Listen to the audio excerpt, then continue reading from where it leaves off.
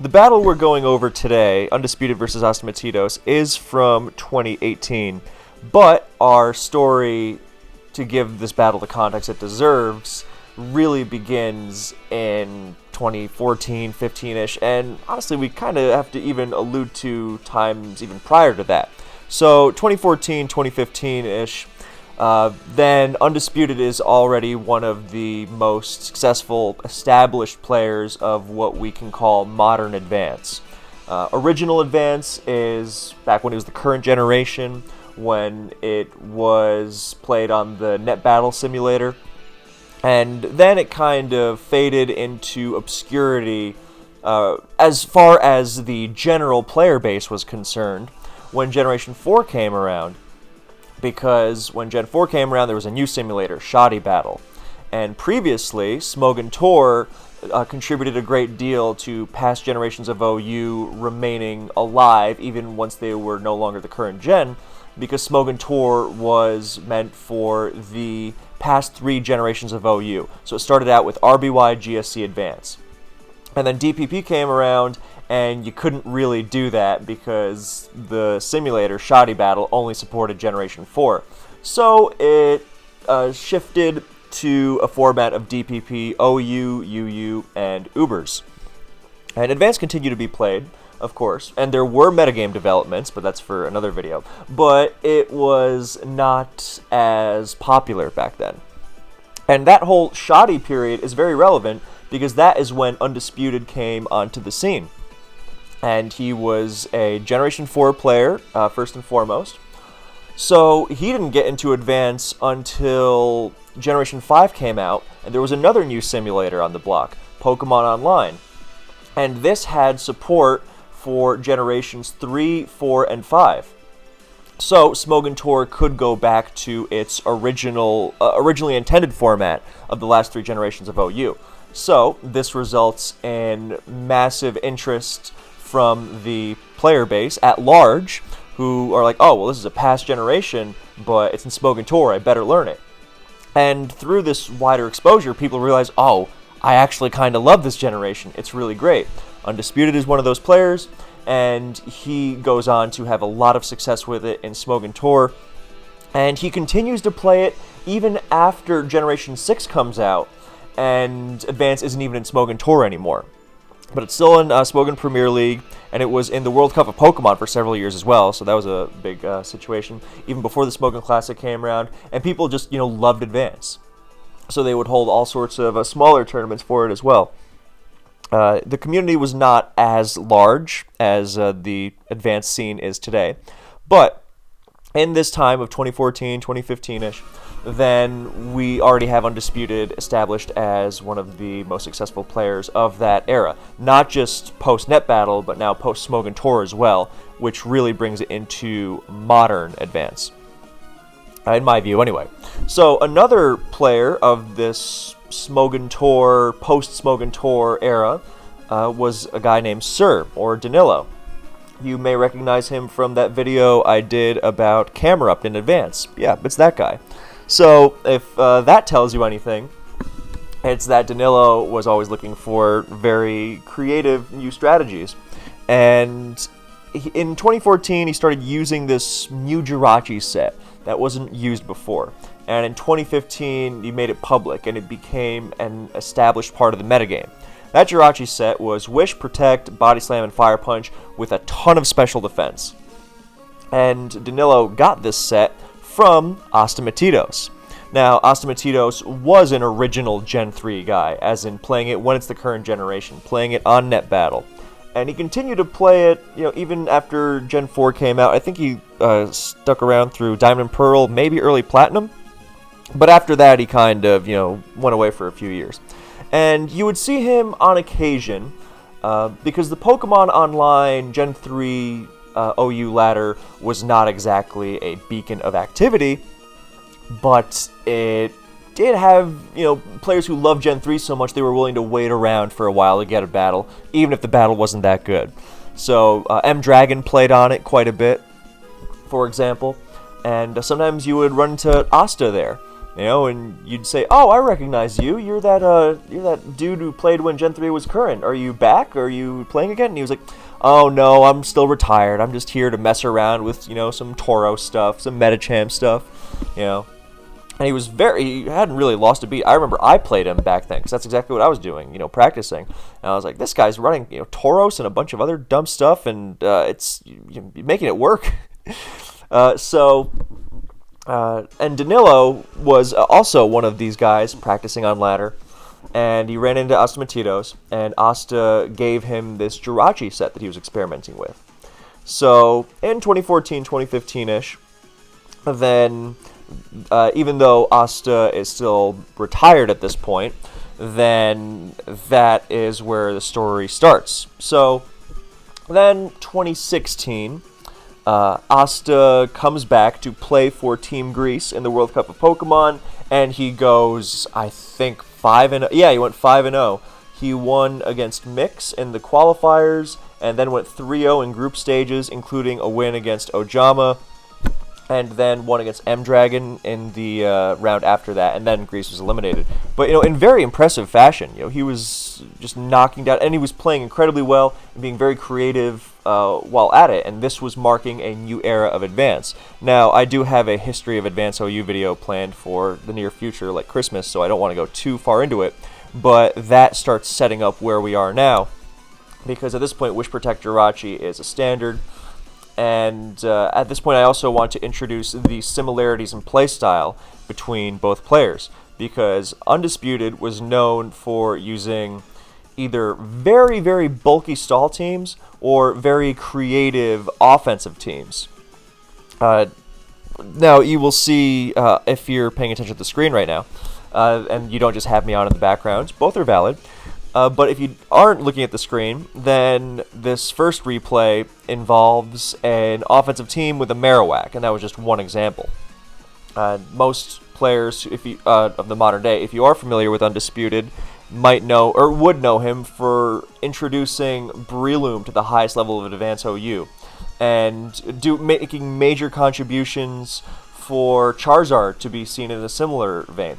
But that whole Loomzard thing was after the year of this battle. That was 2019. That's when he was, messing around with a lot of other creative things like Kingdra and whatnot. But that was when he started running more offense. But before that, it was a mix of either an offense team like this or some, Heracross styled stuff. We had this Reggie Celebi mixed men's team, Metagross, Swampert, T-Tar. That was very good. But he was also known for running, really bulky stall teams.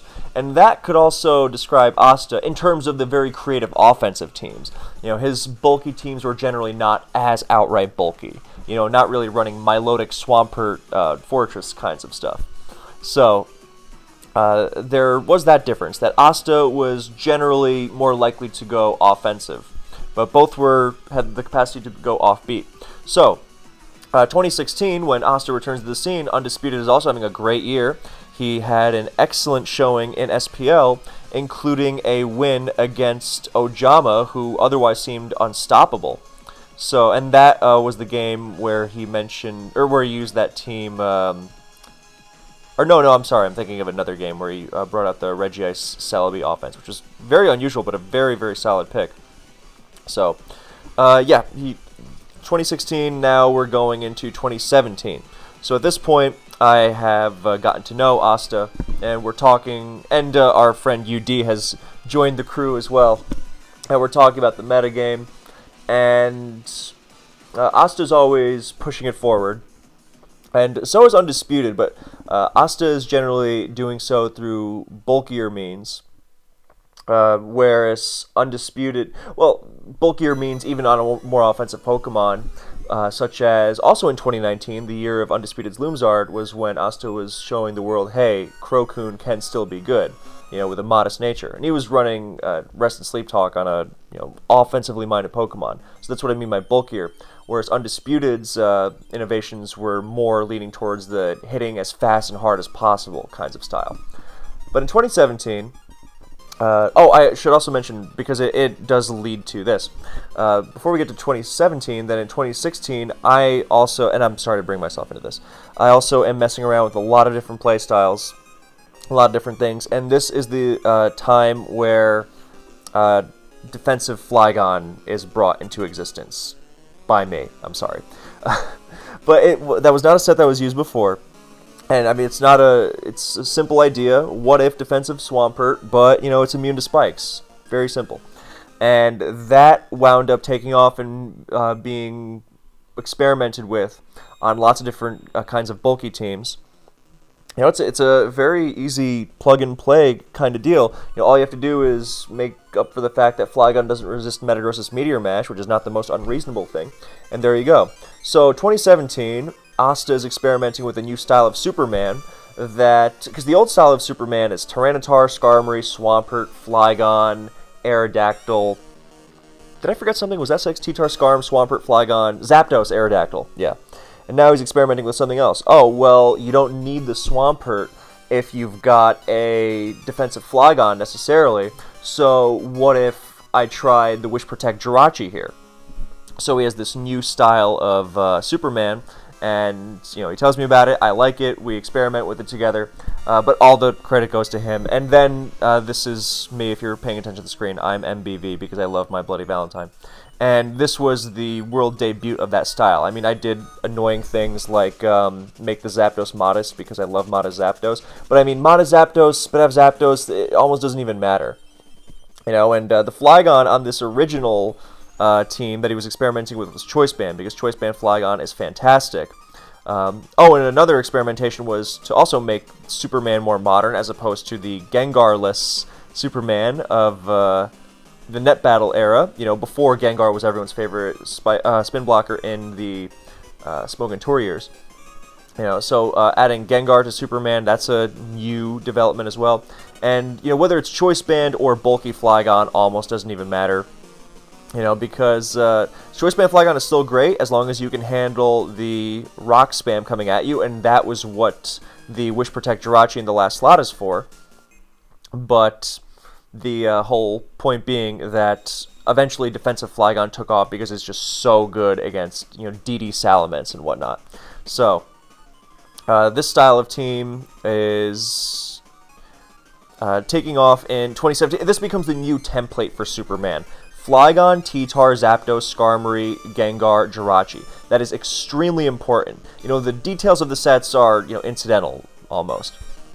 But what you really, really have to consider is how this style of team becomes incredibly popular, and to the point where it's in the Smogon Tour years and afterwards, then the most defining style was Fortress, Stall, and then it became Skarmbliss with Starmie last, and now there was a new style of offensive team dominating the metagame, the standard to beat. That was the new style of Superman. And of course there was also Asta and Undisputed were still playing at this time, with their usual styles. This is another thing I have to mention, that the Jirachi no longer has to necessarily run Body Slam, and now runs the more popular version of Toxic. And this initially started as a set. Astarachi was the initial Wish Protect, especially defensive variant, and then Fear came up with the Jirachi set, which is a spin on that, physically defensive with Toxic. And this means that you can really, really mess with a lot of things, because some things don't mind paralysis as much, like a bulky Tyranitar, but Toxic, absolutely, you'll just ruin it. So, and now, Toxic can be used on physically or specially defensive Jirachi, but the initial Fear Jirachi is physically defensive with Toxic. And, you see here this game from 2017 with Asta using that, and look, again, he's also using Skarmory, Pursuit T-Tar, defensive Flygon. On this team, it's not Choice Band. On this team, it is defensive. And the Snorlax there is an anomaly. I think that was just something he's experimenting with. I don't remember what the last was here. Zapdos, maybe? I don't think it was... Oh, it was Arrow. So yeah, Arrow has to... Arrow is also an option on these Superman teams, like over Gengar or whatever. But that is the basic idea. It's classic Superman. If you aren't familiar with Superman as a concept, I have a video on it, Superman in Advance OU. And that's basically it. Oh, this isn't fully defensive Flygon. It's still EQ Toxic Fire Blast Rock Slide, but I think this one's bulkier. I was like, why isn't it protecting? But yes, same basic gist. So, it's 2017, and we are getting to the... Yes, the next replay is us getting to the point. So, it's 2018. It's January 4th, 2018, in fact, the first week of that Smogon Premier League. Of the Smogon Premier League where our battle takes place. So, Asta, UD, and I are talking a lot. Hey, how are we going to counter all these new... Like, that was basically the case for a while, that, you know, someone like Asta usually would come up with something new, and then that would become the metagame, and then Asta would almost have to counter himself. So we were talking, hey, how are we going to beat these Flygon Jirachi stalls that are now everywhere? Because everyone noticed, oh, they're really good. We're going to take off. And I looked to the past, personally, because a lot of times sets that are no longer used in advance aren't no longer used because they're bad, but they just kind of get forgotten as people try to experiment with new things, and then you bring that original thing back, oh, that was good. And in this case, that thing was Dragon Dance Ice Beam T-Tar, which used to be much more popular in the days of Net Battle, when Flygon was a lot more prominent, you know, for a couple of reasons. Like sub-blocked rapid spin, so you could mess with Claydol with it, so that was easier to use. And in general, people just valued it more because there was less Gengar as a result of not everyone... When sub blocks rapid spin, which was the bug on Net Battle, you don't need Gengar to spin block, so there's less Gengar. But then, you know, in Pokemon Online, then Gengar spin blocking, and you know, people don't even use spinners half the time back in Net Battle. A lot of players just thought, oh, they're terrible, why bother?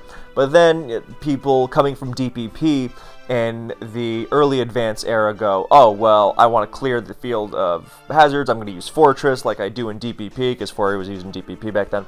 And as a result of that, then Gengar becomes good at rapid spinning, and then people realize, oh, it's not just about spin blocking, it's also the fact that Gengar is one of the best spikes abusers in the tier. So, there's that. And as a result, people started kind of weaning themselves off Flygon, like, oh, it doesn't have an amazing matchup against Gengar, you know. And obviously, Flygon is still an amazing Pokemon, and some people just have an unfair bias against it, I think. But yeah, when Flygon was popular, then we're thinking, okay, well, what do we do? And I remember that people used to use Dragon Dance Ice Beam T-Tar. You know, T-Tar can run all kinds of funky stuff in its last slot on the Dragon Dance set. Like, well, why not HP Grass for the much more popular Swampert? The answer was, back in the Net Battle days, Swampert dies to spikes, Flygon does not. Cover Flygon with your coverage move. So we started making some teams with that, and then UD and I played our Week 1 games on the same day, and a bunch of stuff happened, but point wound up being that while Triangles did not wind up using a Flygon stall team, he did wind up using a pretty offensive team, in fact, but he did have a Flygon. So, and I wind up having a DD Ice Beam Tar. Doesn't fight its target there, but then I DD on that T-Tar, and the Hydro Suicune is not making its way through the flinch. I think I'm just trying to weaken it. But yeah, the point being that this T-Tar then sweeps because it is able to turn the tables on its counter, Flygon. And then, on the same day, UD plays the Linear Curve, and his T-Tar does not actually show Ice Beam, but it was DD Ice Beam for the exact same thing. And it's very well supported on his team. It was UD had a very unique team here, using both offensive Starmie and Aerodactyl. Well, yeah, this was also... The other reason why you could tell it's a DD Ice Beam Tar was because at this time, max speed, max attack T-Tar was still not really the standard, if you can believe it. The old standard of DD Tar used to be, oh, well, it's going to be bulky with leftovers, and you don't... it would run enough speed to outrun 299 Pokemon, like Salamence and Zapdos, after a boost.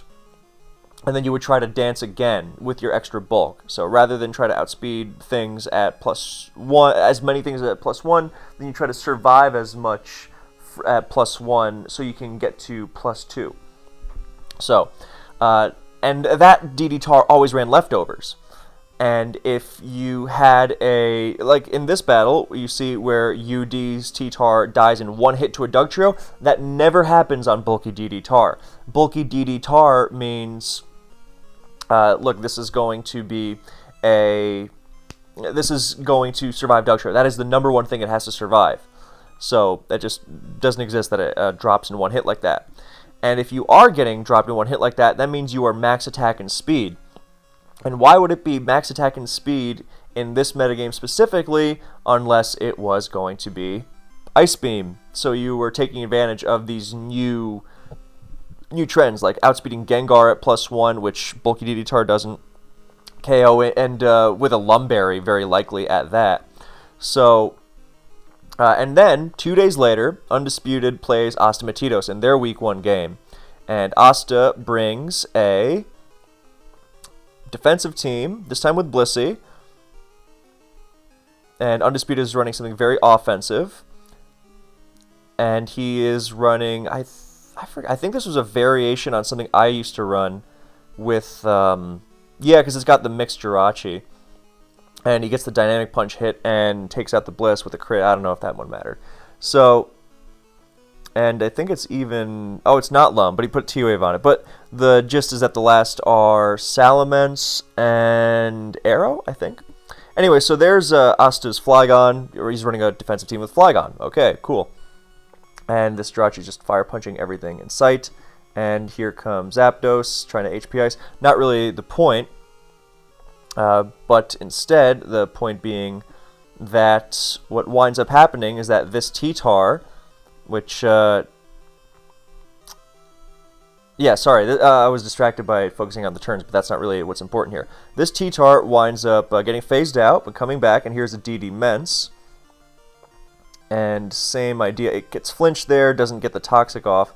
And some pivoting out, back to it. The ultimate point here being that, oh, it's a Wish Calm Mind Jirachi, I forgot about that. That this Flygon is going to get taken out by the DD Ice Beam T-Tar. So this was, I remember UD being surprised by it, because this was as close to a metagame trend as, or an instant metagame trend, like how in a current generation you might see, you know, the metagame changing on a day-to-day basis. But in advance, that would almost never happen. Whereas within, you know, a span of 3 days, suddenly you've got 3 DD Ice Beam T-Tars where they didn't exist before. You know, even if you could make the case, oh well, he didn't know for sure with UDs, but you know, that's that DD Ice Beam Flygon, or DD Ice Beam T-Tar for the Flygon was what kicked that off. So that was their first matchup in this SPL. I think they also played in SPL 2017. I think Undisputed won that one as well. So then we get to the semifinals of this same SPL. That previous game was January 6th, 2018. This one is March 13th. And this one is a really long one, so we have to get through it. But this time, they're both using bulky teams, with Magneton getting rid of Skarmory. And then it winds up being a war between Curselaxes, which winds up not going so well. But yeah, the Undisputed, this is, remember when I said Undisputed would go between very, very offensive stuff and very, very bulky stuff? Well, this is the kind of bulky stuff I mean. You know, Rest, Suicune, Blissey, and Snorlax. And I think the last is a Claydol. Yeah, it is. So, whereas Asta, you know, he's going more bulky, but it's never quite this slow and bulky.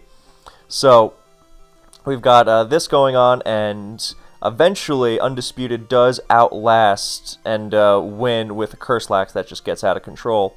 It's even HP Bug, because Asta is known to love Celebi. So, that was no accident. Oh, and also this kind of team can struggle to take to deal with Celebi otherwise. So, yeah. So, Undisputed winds up pulling off a Curselax sweep. And that brings us to March 22nd, 2018. Wait, why are they playing again? I thought that was a semifinals game. How can both their teams... Well, their teams wound up tying. And one of the tie-break tiers, because each team picks a 3-tier, or there's always a current-gen OU game, and then each team picks one tier. And I forget who picked Advance. I don't know if it was Undisputed's team or Asta's team. I think it was Undisputed's team, I think. I'm not sure. But I can understand, because right now, Undisputed has definitely had the edge on Asta both times they've played. Not that Asta's going to be a pushover. I mean, at this level, no one is going to be a pushover. But that sets the stakes for this, which is, in my opinion, an incredible, one of the best advanced games ever. It's just unbelievable. And 2018 had its fair share of defining advanced games. Undisputed versus UD was another big one. That was Double Electric coming onto the stage. God, there's too many. So, but this was the best of them all. So, yeah, this is the tiebreak. This is the biggest one. Here we go. 26 minutes in? Not even 26 minutes in. God, I'm good. Okay. So, we've got a T-Tar lead. We got a Zapdos lead. You're not risking the Zapdos here at this level. I mean, if this was ladder or something, oh, what if it's HP fighting? What if it's not going to Rock Slide? But no, that's not what's happening here. And Asta runs away to Swampert, gets hit by a Rock Slide, so we're saying, okay, going to be a physical T-Tar, probably not going to pursue. That already tells us something. It does make it likelier that it's going to... Or sorry, I should say, if you're thinking bulky team, you're thinking more Skarmory and not Fortress, because Fortress is almost always going to have Pursuit T-Tar alongside it, where Skarmory is going to be paired with Blissey, so you answer Will-O-Wisp Gengar another way. And you don't need to spin, because it's not about spinning there. So you don't need to run Pursuit Tar. So very likely going to be a Skarm and a Bliss. Whereas with Asta's team, this could be offense, this could be, just as bulky. So there's a Skarmory, and there's Asta's double to his own Skarmory. It's a great move. If it catches random HP grasses, let's see what's going on here, or like a Toxic or something. And if a Skarm comes in, then a Skarm comes in. And he is faster and has Taunt. So, that is... God, I'm getting excited just thinking about this, because I haven't actually watched this replay in a really long time, so I don't remember exactly what happens. And it's kind of thrilling. So, who is texting me? Okay, that's not important. Yeah, Taunt on Skarm. Now, Taunt only lasts one turn in advance, so the next turn, Undisputed will struggle. Not that it means he's going to stay in, but it is something to keep in mind for those unfamiliar with Gen 3 mechanics. It does mean that Asta is going to get the edge on early spikes. Is his team going to be able to take advantage of that? We don't know yet. But we do know that there's almost surely going to be a T-Tar, very likely a Gengar, Aerodactyl, Salamence, that kind of thing. Oh, Asta versus Ojama. That was another incredible defining game from this season of SPL that I even featured on my channel recently at the time of this video. It was the one playing around bad matchups, that's what it's called. Yeah, I'm so happy how this video has a bunch of other videos that I can refer you to watching.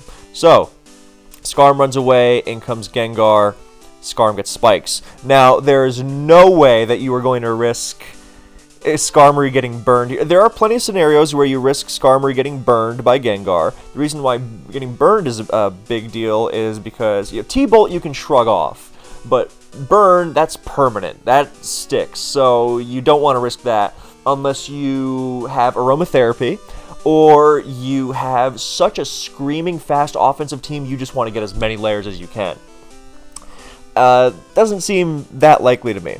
Now, since that move is so likely that Asta retreats and goes away with Skarm to something that can absorb Will-O-Wisp, which as a decent advanced team will, it will have a method of switching into Wisp, then Undisputed can very easily go back to Skarmory and try to get his layer spikes, try to match it.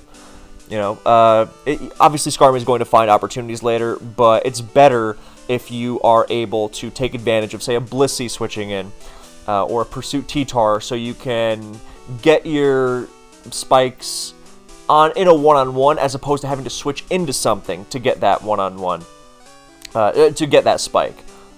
So it just every turn is crucial at this stage. So I'm trying not to over-explain something that simple. So basically, it is very likely that you see a double switch to Skarmory here.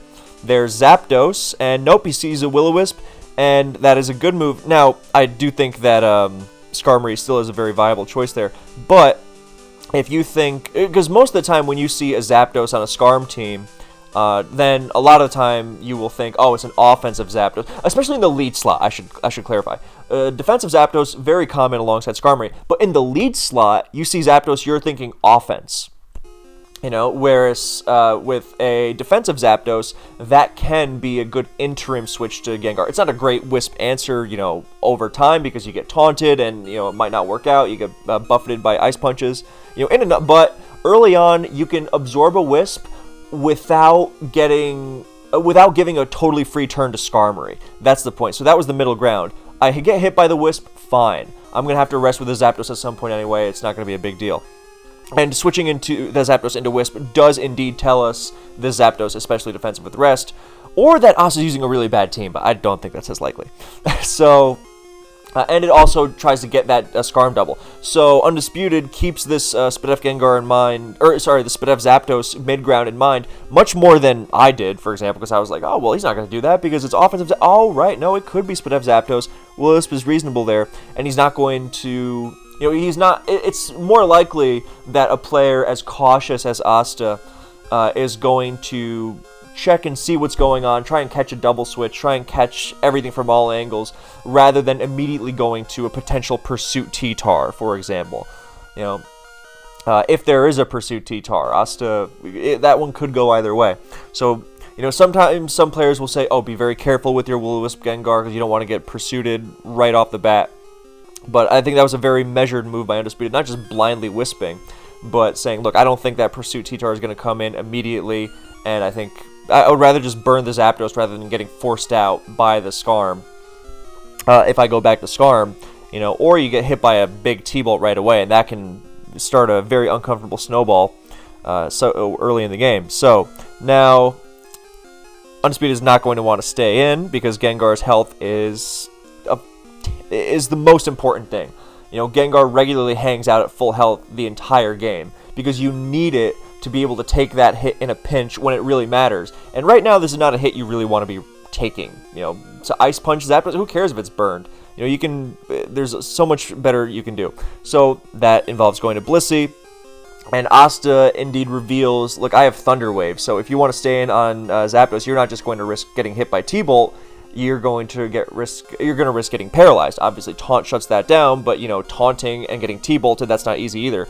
So, point being, Zapdos has multiple ways of messing with Gengar. So, Blissey getting T-Wave, not really a big deal. And you can kind of see there's this early in the game. There's not really a correct option. You can go back to Skarm. You can stand in T-Bolt to prevent a Skarm double. You can rest to get the edge and start burning sleep turns already. Instead, Celebi comes in, and Undisputed throws out a Toxic.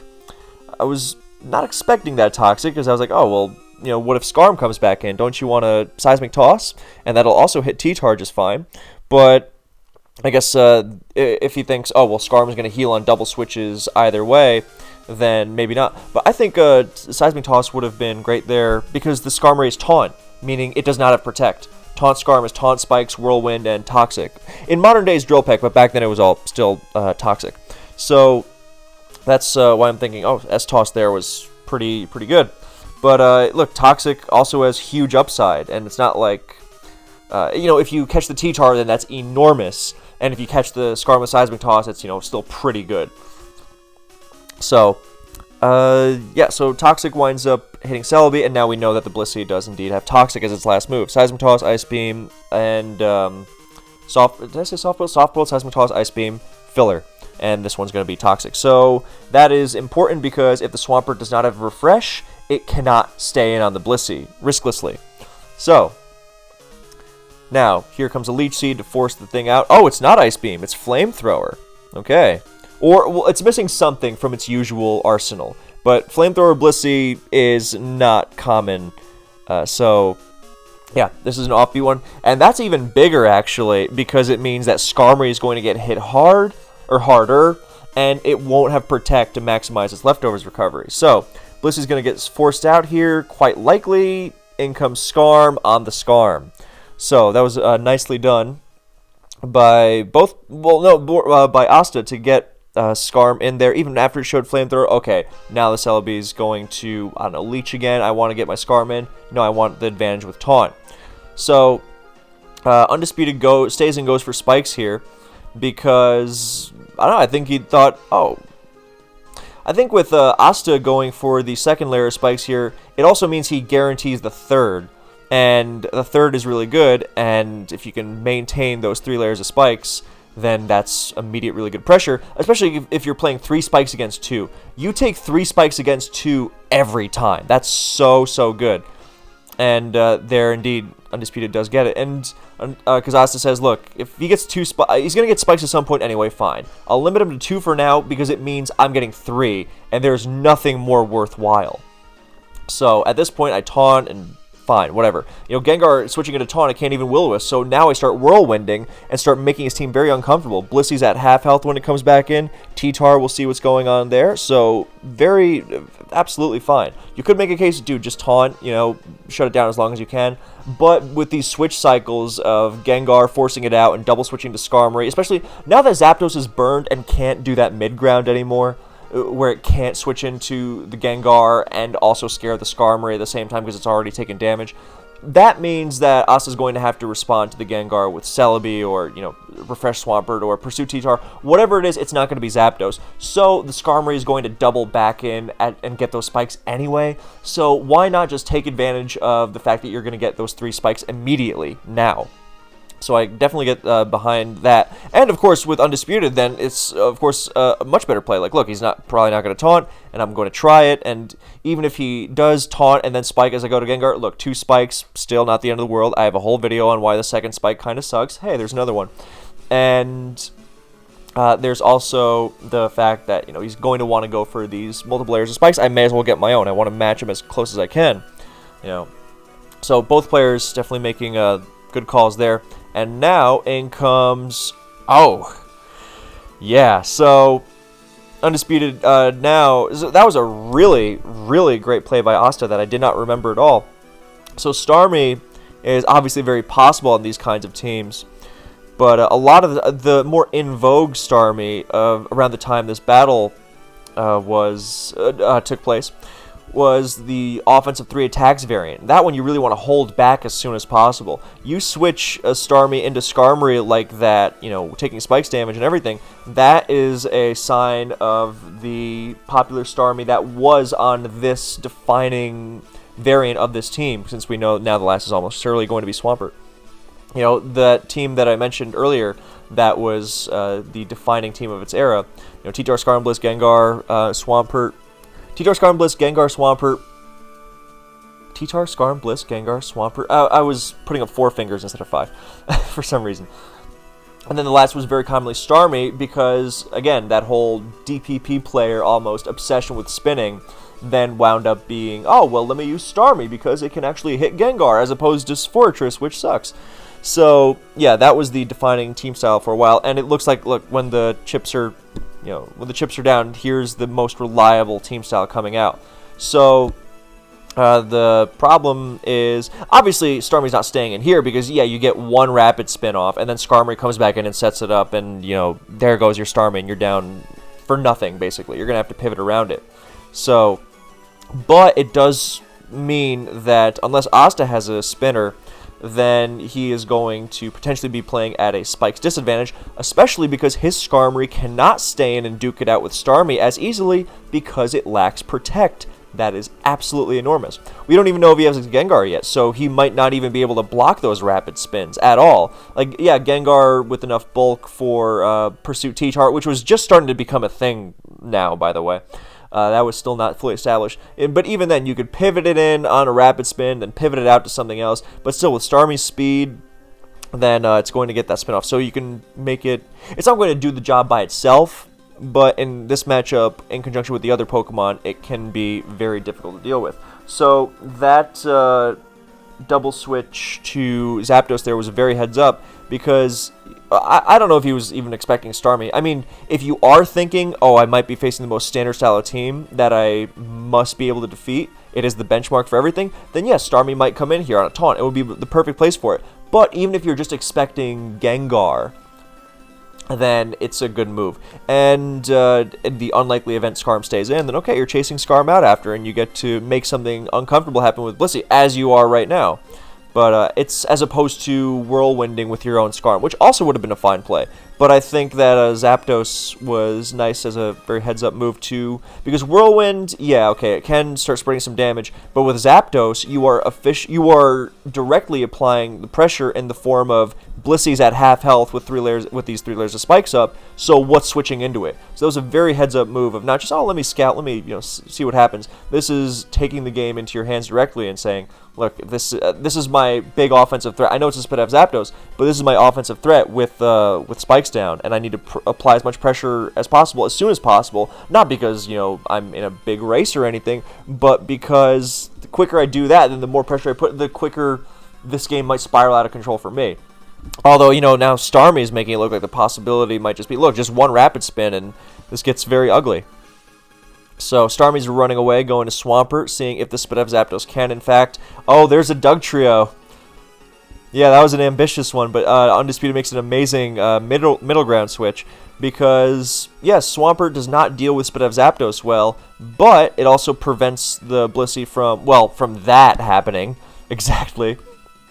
And it also prevents it from getting overwhelmed. So I'm thinking, look, if that Zapdos is toxic, this Swampert might be refreshed. That set was also starting to pop up around this time. A lot of metagame innovation that we take for granted now around this time. So now Dugtrio is going to run away and go to Celebi because the Swampert can't double because of Arena Trap. And Roar, a rare option on Swampert, always has been, more popular these days, still rare. And that Roar winds up putting some damage on Celebi for sure, but also revealing T-Tar and putting more damage on it, especially because it's likely going to run away. And of course, getting more health back for Swampert to help assuage spikes. So that was a perfectly timed Roar, as Dugtrio is never staying in there. It'd be a complete waste. And now Zapdos comes back in, and another Roar. Keep the pressure coming. And now here's T-Tar again. The only good part about that turn for Asta was that pressure burned 2 Roar PP. But nope, he's gonna go back to it and Ice Beam. So now we know more about the set. This is not the more modern kind of Roar pert you might expect, like Surf, Protect, Roar, and Refresh, for example, or Focus Punch, or something else fancy, or Toxic, of course. But this was more the set that used to be more popular. If you were running Roar Swampert, it was likely that you were going to be running EQ, Ice Beam, Protect, Roar, because Mono Pert didn't start becoming a thing until 2016. So, yeah, here's Ice Beam, and not doing that much to sped up Zap, but is going to force the rest. And we don't know if the Zapdos can threaten the Swampert yet, but Undisputed makes an amazing move and goes to Skarmory on the forced rest, because now if you look at Asta's team, it is 5 Pokemon that don't really like dealing with Skarmory and a Zapdos that just used rest. So all Asta can do now is stay in as Undisputed gets the 3rd spike and Whirlwinds out. So now we see the real problem, which is, yes, Starmie's going to be at half health when it next comes into spikes. Asta will have to try and take advantage of that somehow. And at least his Zapdos is going to wake up after the next turn, so when it comes back in, so he can double it in and make something happen. And the even nicer thing is that... actually, let me come back to that one very quickly. But the problem is, of course, that at a base level, Undisputed has a Rapid Spinner, and Asta has no Rapid Spin blocker. His best choice of really trapping and punishing the Starmie is with Dugtrio. That's very risky. We don't know the T-Tar set, and it's also going to be very weak with these 3 layers of spikes. But in essence, Undisputed can spin against Asta's team, which has no way of blocking it. Maybe a way of trapping it, but with the Protectless Skarmory, this Skarmory is going to have Toxic, but without Protect, it's not, even with a lot of Spadef, it's not going to be able to take Starmie's Surfs repeatedly. So Undisputed has a huge advantage here.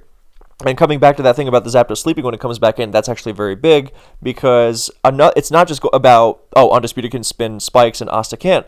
It's also about the fact that with those spikes, then Gengar becomes nightmarish with this Will-O-Wisp. I mean, Celebi's weak. We don't know what this T-Tar set is. So Zapdos is, and maybe a Refresh Swampert is pretty much, which is also dicey into that Gengar, by the way. Let me make sure the music plays. There we go. And then he's going to have to leverage this Zapdos' sleeping to avoid it getting immediately burned so he can switch it in. But of course, Undisputed will be aware of that and will be more likely to run to Ice Punch. So there's the second sleep, there's the Whirlwind, and here's the T-Tar coming back. Can the T-Tar do anything? I mean, T-Tar also wants to run from Skarmory kinda because Toxic, but what's the set? And he does indeed run from the Toxic, and Undisputed makes a great move. Because, like, look, I can talk to the T-Tar, or I can Whirlwind, and no matter what, I'm going to annoy something. I can drag in the Dugtrio enough times, and then the Dugtrio might just be, look, there it is. There it happened. I do that enough, and it's just gone. And he can't stay in and Rock Slide because, oh, Toxic, and now I'm really toast. So, and another Whirlwind on the Skarmory. Perfect. And in comes Swampert, taking damage. And here's a tough turn, because you can say, oh, Protect to get some health back, burn Whirlwind PP. Yeah, we're actually burning Whirlwind PP here. But what if you Protect and let Starmie come in for free? We do see Surf there, so the Swampert sets are not going to be the same. This one is likelier to be a Mono Pert. What the last move is, we don't know yet. But yeah, that Surf makes it so that Starmie doesn't come in completely for free while still hitting the Skarmory. But of course it comes at the cost of not protecting as another Whirlwind pops off. And now Asta's own Skarm comes in. Here's where it gets ugly. Obviously, Asta Skarm is faster. We know that from the taunt. But you don't want to Whirlwind Starmie in. Well, I mean, it's not even that bad, because you can still Toxic and start getting the hazards again and then making things happen. And it's really about what the Whirlwind gods are going to give you, because switching into Gengar, that's a pain. You Whirlwind out the Gengar switch and you get met with Starmie. That's kind of not so fun. What you really want to be doing is dragging in the T-Tar, dragging in the Swampert, dragging the Blissey. You drag in Blissey, it's at 50%, and you taunt so it can't heal. You can make something happen with that. But it's still a problem because, again, Undisputed Skarm has so many opportunities to come in against Asta's team. Which, again, 5 Pokemon that don't like Skarm and Zapdos. And it has so many opportunities, and when it gets those Whirlwinds off, and it will get them off, then it is going to drag in Dugtrio, decent odds anyway, and because the Dugtrio will die faster than the recover bearing Celebi or the lefties healing Swampert and T-Tar will. So very quickly, Skarmory Whirlwinds can make Dugtrio a complete non-factor. At least Celebi Leech Seed isn't going to be blocked by anything, so that's some small comfort. At least Undisputed doesn't have any potential trap, but one of Asta's biggest weapons here is the Dugtrio with the capacity to trap something. And with the spikes that he can't get rid of and the many opportunities for the Skarm to Whirlwind, he is running out of time for that trap to do anything. It's very possible the Dugtrio just winds up doing nothing. So there's a Whirlwind not taunting into the Gengar, and he drags in Swampert. Okay, that's something. So now he's got another Whirlwind. Same deal. He's reversing it, doing the exact same thing. In comes T-Tar, shows lefties. Is it going to run from Toxic? It's going to stand, it's going to Rock Slide, and it does get Toxic. And that is an absolutely huge move. Because now, okay, sure, that Blissey's not going to have Aromatherapy. It can't fit that into its moveset. It needs Seismic Toss. I mean, Flamethrower, Ice Beam, okay, forgivable, but, Mono Flamethrower, that just cannot be. So, if at the very least, Dugtrio's trapping is a little less needed now, because T-Tar is not going to be as threatening as it could have been. T-Tar plus 3 spikes, yeah, Swampert's going to get worn down very quickly. But you have Dugtrio in the wings. Oh, but you might not be able to use that Dugtrio in the wings. Oh, well, now you don't need to because T-Tar is dying just by staying in. And what else might we notice about this T-Tar being toxic? Well, you know how Asta's team is 5 Pokemon that hate Skarmory and Zapdos? Well, now we look at Undisputed's, which could also be categorized as 5 Pokemon that hate Spidef Zapdos and a T-Tar. So, yeah, because Spidef Zapdos is going to sit on the Ice Beams from Blissey and Swampert, and a bulky Starmie, who cares? Gengar, same deal. Most it might do is blow up. Skarmory, obvious case.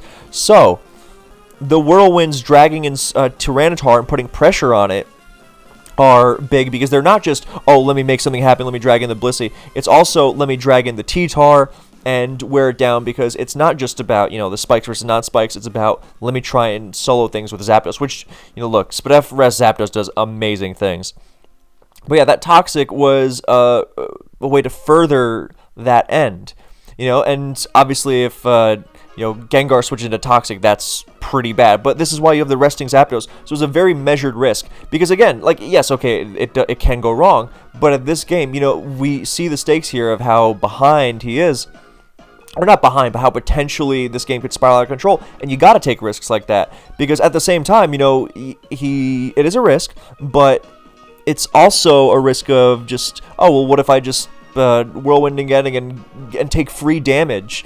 Imagine getting focus punched as I whirlwind, and then Gengar or Starmie comes in. Oh no, Toxic gives more potential upside, or.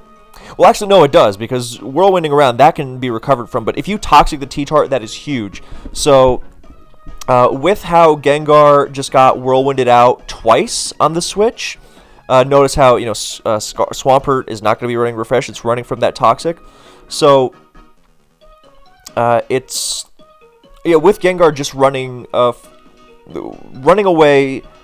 Gengar switched in, trying to hit getting on a Toxic twice, got whirlwinded twice. Now T-Tar, but that was because Swampert was the thing squaring off against Skarmory.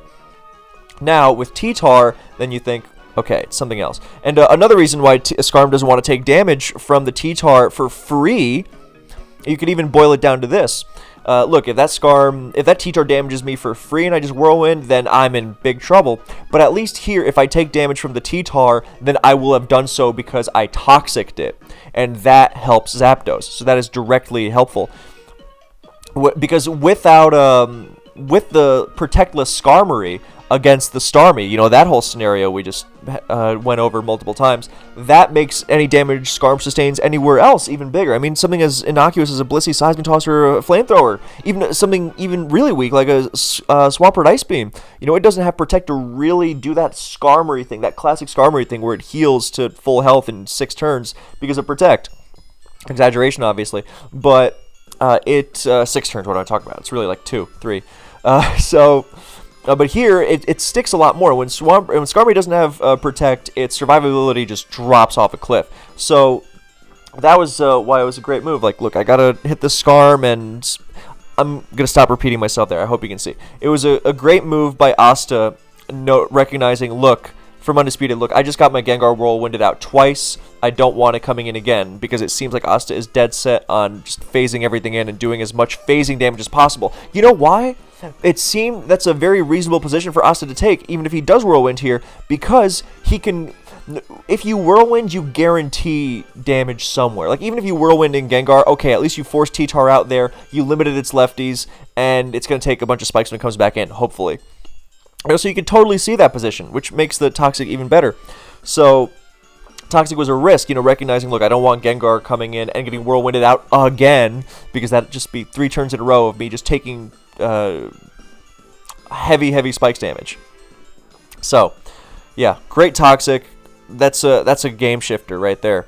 And even if it does block into Gengar, or lump into Gengar, or whatever, then it's manageable because of the Zapdos in perfect position. Now it is getting Rock Slided again, and Whirlwind, and now Gengar comes in. So, good move on Undisputed Zen. Look, T-Tar's Toxic now, but I'm going to do damage. Look, Swampert doesn't like switching into it. Dugtrio dies. Nothing else switches into it. Skarmory is not going to take... Skarmory's not healing, so I just have to hope for a good Whirlwind. Maybe I can flinch it. And we see that it's not going to have Focus Punch here. The old version of this team had Rock Slide, EQ, HP Bug, Roar. That was a set that was very popular in the Smoke and Tour days.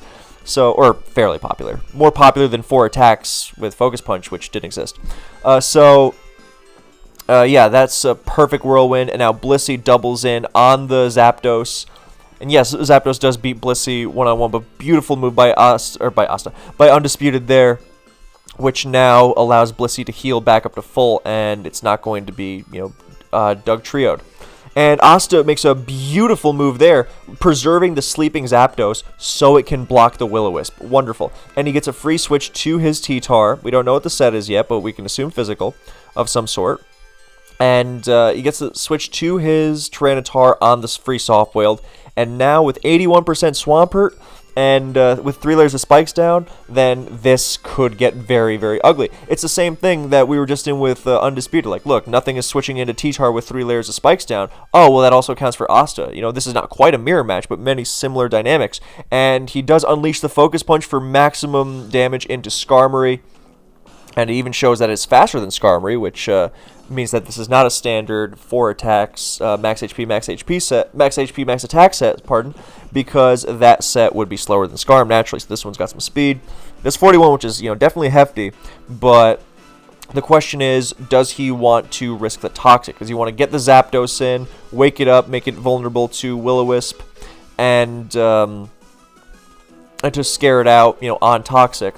Or does he, not want to get Whirlwinded around? You could say at this point, T-Tar getting Toxic is not the end of the world because it's at such low health anyway that it's going to get, one more switch, maybe two. No, I mean, actually, barring Celebi getting dragged in and Leech Seeding and some good fortune with Whirlwind, I don't know. It's not looking great.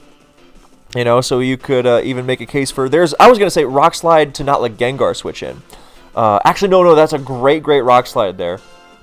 But yeah, we see that Asta does indeed take the path of of not switching, not risking, because you could switch the Zapdos to get Whirlwinded back out to T-Tar. It's like, well, I could have just, the same T-Tar versus Skarm dynamic, but reversed. But it's better for Undisputed because his Skarmory has Protect, so it can heal off this damage. So if it does nail the T-Tar with a Toxic, then T-Tar's still not... it's still threatening for sure, but it's going to get worn down quicker. It'll get Revenge killed by Gengar more easily. I mean, it's in Starmie range anyway, of course, but... Starmie Revenge killing T-Tar at this health would be a dream, because then it's at 50, and then Dugtrio finishes it off, and the spikes stay up. And then Zapdos is looking very comfy. So you kind of almost want Skarm to be sacked, and then Starmie to Revenge kill you. If we're looking longer term, which you have to be in a game like this. It's too... Otherwise, you're just going to have the game get away from you. Oh, where'd it go wrong? Oh, I didn't look forward enough. So, there's the Rock Slide there to keep the pressure going. Like, even if I get Toxic, look, so be it. But there's also the odds factor. Number one, Focus Punching over Rock Sliding over Focus Punch means that Gengar does not come in and threaten a burn on you, and needlessly. Focus Punch is not killing Skarm from that range anyway, right? You 2-KO both ways. And with Rock Slide, you introduce the flinch into the equation and make it possible for T-Tar to muscle its way through Skarmory like that. And even if you get Whirlwinded, fine. You just wanted to damage the Skarm. But if it's Toxic that Undisputed Skarmory goes for, then it can also miss. So hitting Toxic through Rock Slide flinch is... I mean, it's not horrible odds, obviously. It's still very much in Undisputed's favor, but it's also not, exactly comfortable odds. And, obviously, crit rate, we're not going to really factor that in because it's not going to make too much of a significant difference. But the point being that this kind of precision is exactly why these guys are so great throughout this whole game on both sides. But in this turn specifically, Rock Slide, even though Focus Punch does more damage, Rock Slide is the move not just because LOL flinch, but because you don't let Gengar switch in. And if the bigger threat here is Toxic, right? Whirlwind, if Undisputed wants a Whirlwind, he'll Whirlwind. You can live with that because you are doing free damage as he Whirlwinds as opposed to switching and getting Whirlwinded. So what you're really afraid of is the Toxic, and by introducing the flinch into that, then you make Toxic less likely to succeed. So, and there is indeed the flinch. We don't know what move was gone for there. There's Focus Punch on the Protect, and now Skarmory is still very much... Well, now here's what's really brutal about this. It's that Swampert does not want to switch into Focus Punch with 3 spikes. But Skarmory just dies to Rock Slide at this point. So Swampert does come in, and that's a great move on Undisputed's end. That was a tough trigger to pull, but I mean, look, this is just the high level we're dealing with here. Like, yeah, that focus punch was... You know why you don't really want to focus punch there? It's very obvious, but A, not letting Gengar in, but B, you don't want to focus punch and then Skarmory toxics you. You know, because also those speed EVs paying off huge. Usually this kind of T-Tar doesn't run that much speed, but the speed EVs are paying off huge because it even allowed it to go for that Rock Slide flinch to begin with. Whereas otherwise Toxic would have been a lot freer. But yeah, if you focus punch, then you focus, and then Toxic doesn't break your focus, but you know, since you have to wait till the end of the turn, then you still will have been Toxic. Whereas Rock Slide just goes for the clean KO. So sorry, I accidentally opened Firefox. I'm recording in Chrome, and I accidentally clicked on Firefox, so I had to X that out for a second. Anyway. So, yeah, that Rock Slide was definitely the move. And he makes his way to Swampert there beautifully. So, and now Swampert doing... Look, it's the exact same thing, that Roar business. And Dugtrio getting dragged in. Now, Dugtrio has one more switch in with Spikes, but you would not hate it too much. I mean, it's very unusual for Dugtrio to weaken Swampert for Tyranitar, but, I mean, if the shoe fits... And that's exactly what happens, as Undisputed does not protect because he doesn't want to give Zapdos or Celebi a free switch. So he EQs and he just he Ice Beams, which would have hit Zapdos, okay, would have hit Celebi, would have killed Celebi actually. And he winds up taking out the Dugtrio. Now, the problem, of course, is that Swampert is, after Protect, it's out of Spike's range, but it's still not very much out of Spike's range, but... Oh, and here's where it gets really brutal. Of course, you can say, oh, well, Protect, just be safe, because you can get the spin-off with Starmie. And Skarmory, you know, getting the spin-off with Starmie now is even better, because, hey, Dugtrio is gone, so suddenly this is way, way more in Undisputed's favor. Dugtrio is gone, Skarmory is hanging out at roughly half health. I mean, yes, the whole Tyranitar being weakened for Zapdos to sweep of it all, yes, that's still very much present. But... Look, Starmie gets a spin-off, Skarmory's not setting up on it again, and, oh, well, what about T-Tar Swampert for the T-Tar? Look, that's a bulky T-Tar, it's not threatening to sweep with DD. It's going to be at under half once it comes back in with Spikes. Starmie will revenge kill it as well. Starmie is the biggest Pokemon here, you know, forget that. So you could just say, oh, play it safe, go with, Protect, so you at least have Swampert if you can't get the spin-off, so you don't necessarily have to sacrifice it, and then you can... But no, I do like that Roar, because, I mean, Celebi is actually kind of good with Spikes up itself, because Undisputed's own Skarmory is so weak. And suddenly, with Spikes up, and, you know, its Stab combination, we don't know the Celebi set, but with its Stab combination... and Leech, everything else is going to be, you know, very, very scared of the Celebi. If it has HP Grass, then Starmie's not going to be able to Rapid Spin and recover its Leech Seed Psychic combo away. Celebi, obviously, is also a threat with Spikes down, so it's still anyone's game. But, yeah, the point being that with these Spikes up, then you can't really switch into it, so you... But at the same time, Asta does need to recover there. So, Undisputed's move was a combination of, look, that Celebi coming in is at, what was it, 30? Yeah, 30. And it will, if it KOs me, I can handle I only really need Swampert for the T-Tar. The T-Tar is manageable, or needed Swampert for the T-Tar, in a nutshell. T-Tar is manageable. And the Celebi will be at 30, and then I will go to Gengar, I will threaten it out with Ice Punch, and the Celebi will be dead. Because 25% plus the 6% from Sand, that'll procure when it switches back in. So if I keep Celebi at 30% health, I'm willing to trade my Swampert for that, because that means Celebi is dead. Celebi is a big threat, I would like to do that, and if Celebi recovers, then I get to Roar and make things happen that way. And look at the timer here on Asta going all the way from full to 120 seconds. So, yeah, this is the highest level of Pokemon you're looking at. So, Recover goes off, of course. Roar, very, very measured move. And, of course, the whole, I can't really switch into Celebi anyway. Not comfortably, especially not knowing it's set yet. And there's Swampert. Now, with Surf, then you are better off against Undisputed Swampert, and there's Protect, which is actually, fine for Asta as well, because look, the Swampert in a nutshell is not really a threat anymore. It's not really a factor. The biggest contribution it was having was really dealing with the Celebi on that turn. So Asta will not mind the extra health back for his own perp. And Gengar switches in as opposed to Starmie. And that suggests, look, either I'm being very careful with the Starmie, and that's exactly what happens as Asta goes for Protect, and Undisputed switches in Blissey. So that works out beautifully. But yeah, it's like you don't want Starmie getting, roared or what have you. So I think that was more of a middle ground. Like I don't want Starmie to get toxic and then recover, and then that gets ugly. I don't want it to get, EQ. I don't think it's likely he was expecting EQ. So I take that one back. But yeah, basically using Gengar as that kind of middle ground, much like it was being used against Skarmory. And then Blissey gets pivoted in, and Swampert reveals Toxic. And if it's not afraid of staying in on Blissey, I mean, not that Asta has that much choice, but he could be going to his Zapdos, for sure. And, but it is saying, is this thing refresh? And in comes Starmie finally, that big Pokemon. Oh, and there's a Protect! I mean, not that Surf would have made a huge difference, but that whole thing where all Starmie needs is the spin, it needs the free turn, well, it just happened.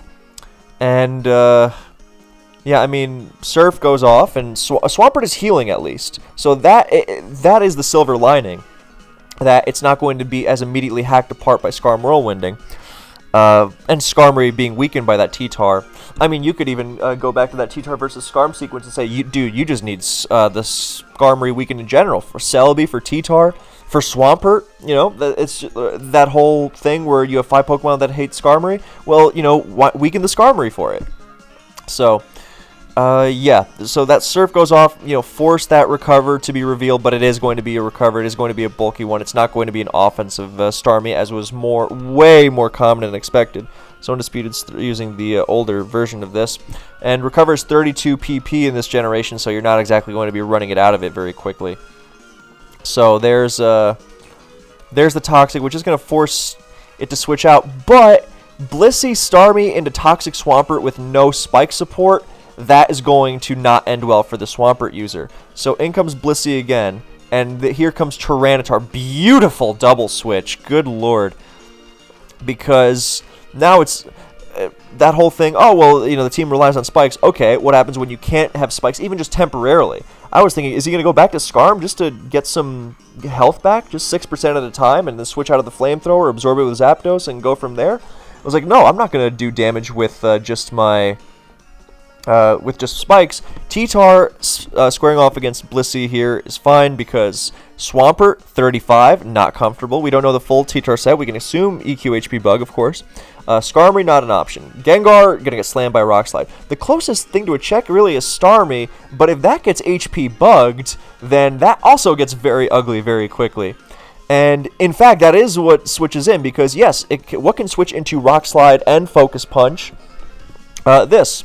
So, now what's the situation? Is T-Tar going to be sacked? Because T-Tar could, we don't know the set, it could live a bulky Starmie Surf. Although from how much that Rock Slide did, actually no, I take it back. That is not going to be bulky Starmie in the sense of max HP, very little special attack investment. That is going to be bulky Starmie in the sense that it has Rapid Spin and Recover.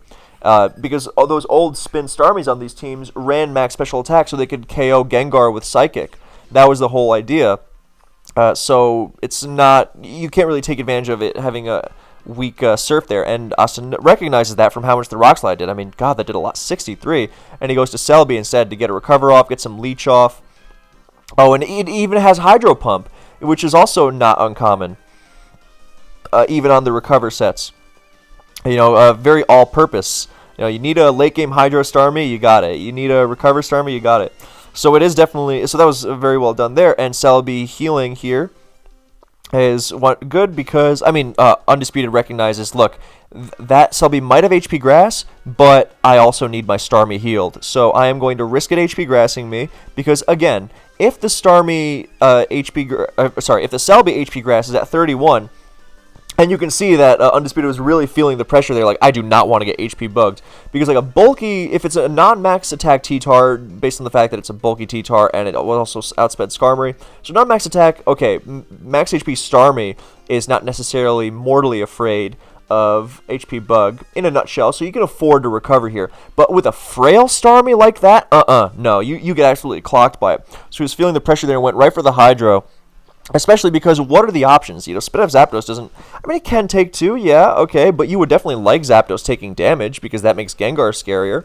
And speaking of making Gengar scarier, then this Starmie is now at 38. Well, no, if the T-Tar is HP Bug, then yeah, you do keep the Celebi at 38.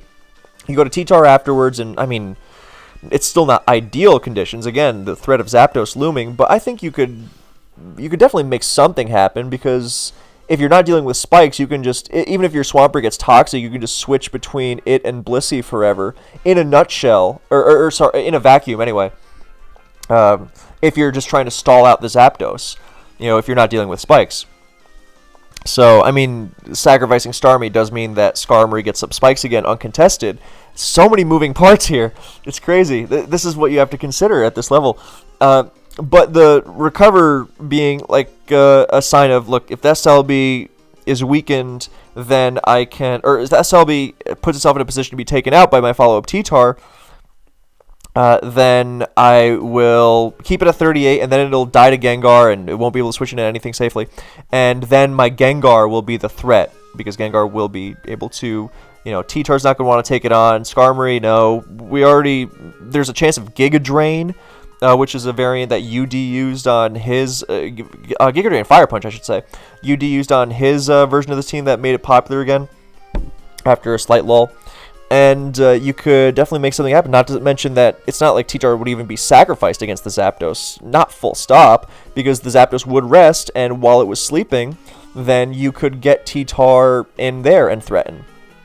Even Toxic. So, lots of options. But that recover, meaning, like, at the end of the day, you also say, look, Asta needs the Celebi. He's not just going to start spamming HP Grass. How stupid would you look? Oh, I HP Grass into the Skarmory. Because Skarmory is also a very feasible switch there. Not as feasible, but, you know, feasible. You HP Grass into the Skarmory instead of recovering. It's like, are you out of your mind? No, you got to recover there. Celebi's health is more important than whatever, you know, messing around with Starmie and Skarmory and Blissey may or may not happen. You know, you guarantee Celebi's health with this recover. You take it. So, that recover is good there. And if it HP grasses, then there are also ways to abuse that with a follow-up, but with threatening out with T-Tar and threatening more with Gengar, and so on and so forth. But it was also extremely unlikely that happened. And, I mean, you got to take the risk at this point. So now Leech Seed brings Celebi back up to full by hitting Blissey. Nothing else is switching in. God, Swampert, no. Skarmory, no. Gengar, no. Blissey's the only thing that can switch into Leech Seed there. And doesn't really want to switch in either. And now Asta reveals Calm Mind. And here we have yet another threat. So, when you see Celebi on that team, you just assume, oh, it's a support Leech Celebi. Okay, whatever. And then you reveal the set that was very popular in the net battle days, which was Leech Seed, Calm Mind, Recover, Psychic. And, yeah, okay, it gets walled by T-Tar. Skarmory early on, too. Skarmory's weakened, and T-Tar is toxic. So, obviously, with spikes down, then this becomes way more of a threat. But look, now you have another way that Asta can win without the spikes necessarily. You've got the, 3 spikes to none disadvantage. Okay, Rest Zapdos stall. Calm Mind Leech Celebi, a huge threat. I mean, that makes that toxic from Skarmory earlier on the T-Tar even bigger. That wasn't just for Zapdos at this point. That was for Celebi. I mean, it would have been for Celebi even without the Calm Mind Leech, just to weaken it more into HP Grass range. But just the Calm Mind Leech of it, that makes it even bigger, because with Calm Mind, you are now able to force the win a lot more. You can't switch around you can switch around a Leech Seed Celebi without spikes pretty well. With Calm Mind, you force the issue way better. And now Protect on a boosted Psychic. Good move. And there's a Leech Seed. So, rather burning a Psychic than a Leech Seed there, since Leech Seed helps the whole team. There are more Psychics as well, so that was definitely the move on the Protect. And if there's no Protect there, then the Skarmory didn't heal more. So, obviously you would have liked to have Leech Seed in case of T-Tar switched in, but T-Tar switching in is pretty good for you anyway. But yeah, all things considered, that was a good way to get the most out of your leech, and Skarmory gets dragged in, and now the spikes are coming back. Now the thing with Starmie having Hydro Pump over Surf makes it even worse for Skarmory, because it's shrugging off Surfs is one thing. Shrugging off Hydros is even worse. It's another thing entirely. It's way, way more difficult, almost impossible. So it might get a spike, but it's less likely to keep it. Instead, what's more likely is to get the spike, force the spin, go to Celebi, and do this whole dance over again. So there is the immediate rapid spin, not bothering with the Toxic from Skarm, not risking it. And it's still a very good position, but there's the leech again. So again, this is still anyone's game, even though it's a 6-5 undisputed with a 3 spikes to none lead. There's a double to Skarm, and there's a Psychic. Oh, that's where it's getting big. You know, it's expecting the... just getting the Skarm in on a Calm Mind maybe to get some more lefties, but or to force the issue if it stayed in. You know, catch something. You know, catch Gengar. Yeah, I think that Psychic was just good to hit the Skarm rather than going for the Calm Mind. I'm wondering if it differs from Calm Mind functionally, because if T-Tar comes in, it doesn't really make a difference either way. But Psychic, yeah, Psychic hits... Blissey might not want to stay in. Oh, no, I know. If Blissey stays in and Toxics on Calm Mind to not let your Calm Minds get out of control, then you force a leech... you force a soft... Yeah, no, that's better. Psychic forces soft-boiled better than Calm Mind does. I mean, Calm Mind, even at half health after a Calm Mind, or roughly 57 after, that's still forcing a soft-boiled soon, but Psychic means that the soft-boiled is forced immediately, or more immediately, and can be more exploited. So that way, Blissey would be forced into soft-boiled, and that could be exploited with a switch or a free Calm Mind or whatever. Whereas Psychic forces that soft-boiled and also taps Skarm on the switch. And there's a Spidef drop. That's even bigger, so now Skarmory can't take another. Back to Blissey. Calm Mind on the switch, not letting up a bit. And now it's really ugly. There's another very free Leech Seed as Blissey gets active full. Celebi's not sweeping anytime soon because there's still a T-Tar. And there's another great move by Undisputed there, missing the Toxic. That's nasty. But a great move to burn another Leech Seed, looking to land that T-Tar. So nicely done there, as opposed to just Psychicking. I think Astam may have pressed the advantage a little too much, but as he could have just Psychic and put more pressure on. But either way, it's still he's still following the same game plan of just riding the Celebi all the way. I mean, the late game Calm Mind reveal is already huge enough as it is. And look, there's the... Oh, that's even more beautiful. Oh, yeah, it's not... Look, it's not just... forcing the... Oh, that Psychic was so good earlier. It reminds me of Husk versus Loki, another Pokemon's Greatest Battles I have on my channel, which you should check out if you haven't. And even if you have, watch it again because it's so great. But even though it was literally 11 years earlier, God, what a great game. Yeah, so it wasn't just a Leech Seed to force a soft-boiled for nothing. Because look how much that T-Tar is healing from the Leech Seed. Because of Blissey's HP stat means that, Pokemon healing Leech against it get like 1,000,000 back per turn. Even if they've got, perfectly huge HP stats themselves, like Celebi and T-Tar, which are both over 400. But yeah, look, T-Tar comes in and heals, 55 to 30, and it gets 36, from lefties, and it gets 21% from Leech. So it's high. That T-Tar came in at 55%, and from that Leech Seed, it started 2% than it was on the beginning of the turn, even though it switched in with 3 layers of spikes. So, yeah, that was the direct... Oh, not just, let me force a thing and see what happens. It's, let me get T-Tar in, because you want T-Tar in to threaten in general. Even if it wasn't for the Leech Seed, you would want T-Tar threatening. Of course. Because Swampert is at low health and, nothing else is really switching in. I mean, Starmie is the closest thing to a switch in here, to the Rock Slide Focus Punch combo anyway. And so that's as close as you're going to get. But with the Leech Seed, you make it even more threatening because, Blissey doesn't want to stay in on you and do something cute like Toxic because it's not like you're at low health or Seismic Toss or whatever. So T-Tar is still very much in it. So Blissey's absolutely switching, and there's HP Bug on the switch. and it brings Starmie down to 8. What a move, because Skarm's not switching in if you hit Gengar. I mean, at this point, I'm not even going to mention, oh, well, what if you hit Gengar? Zapdos is still sleeping, by the way. It has not, burned that last turn of rest yet, so it is still ready to switch in there. And if you hit Swampert, okay, you hit Swampert, you bring Skarmory back in, but the threat there is the HP bug, or is the Starmie. The biggest threat is Starmie, and Asta addressed that.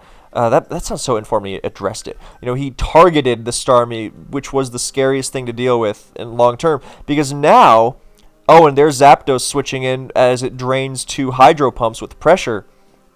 And forget that, showdown thing where pressure doesn't show on cart, so it doesn't show in the battle log. In Gen 3 anyway. It does in Gen 4 and later. It doesn't show on cart. In the battle log, so it doesn't hear either. So then when you hover over Hydro, then it looks like it's just, it's inaccurate. But you would know in the game that it used a Hydro as Celebi switched in, and then a Hydro into Zapdos. So that's 1, and then 2 against Zapdos, so it's really down to 5.